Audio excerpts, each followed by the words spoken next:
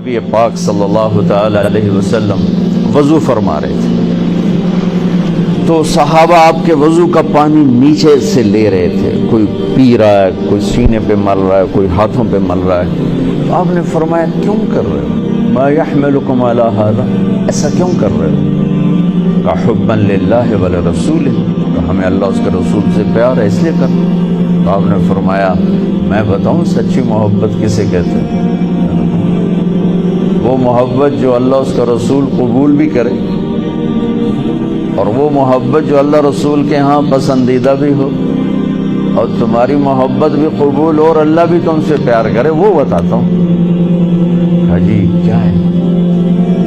تو آپ نے فرمایا من سر ان یحب اللہ ورسولہ ویحبہ اللہ ورسولہ، اگر تم یہ چاہتے ہو کہ اللہ اور اس کا رسول تم سے پیار کریں اور تم بھی اللہ اس کے رسول سے پیار کرو، تو صرف ہے وضو دے پانی پیو نال کم نہیں بڑھنا، اسے 3 کام کرنے پڑیں گے. کیا کیا ہیں؟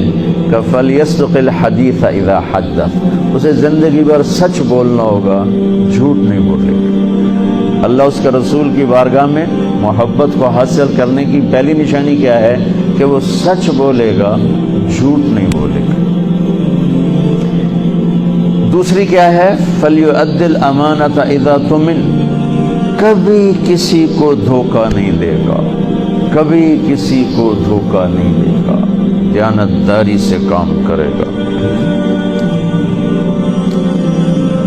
حضرت عمر رضی اللہ تعالیٰ عنہ فرمانے لگے لوگوں تہجد میں کسی کو روتے دیکھ کے یہ نہ سمجھنا بہت بڑا آدمی ہے. لا تغرنکم تنتنۃ الرجل باللیل فی صلاتی، کسی کو تہجد میں ہچکیاں لیتے گڑ گڑاتے دیکھ کر یہ نہ سمجھنا کہ رابعہ بصری ہے، جنید بغدادی ہے، یہ نہ سمجھنا کہ بہت بڑی عورت ہے، بہت بڑا مرد انسان ہے.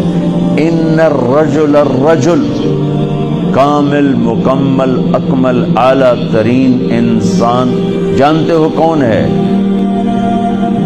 من ادى الامانة الى من ائتمنه ومن سلم المسلمون من لسانه ويده، جو امانت میں خیانت نہ کرے، جو کسی کو دھوکہ نہ دے اور کسی کو تکلیف نہ پہنچائے، وہ سب سے اعلیٰ درجے کا انسان، سب سے مکمل کامل اکمل انسان ہے جو دھوکہ نہ دے، تکلیف نہ پہنچائے. تو میرے نبی نے 2 باتیں فرمائیں، اللہ اس کے رسول سے پیار ہے تو سچ بولو، جھوٹ نہ بولو، دیانتداری سے چلو، دھوکے بازی سے نہ چلو. میرے نبی سے پوچھا گیا یا رسول اللہ مسلمان بزدل ہو سکتا ہے؟ آپ نے کہا.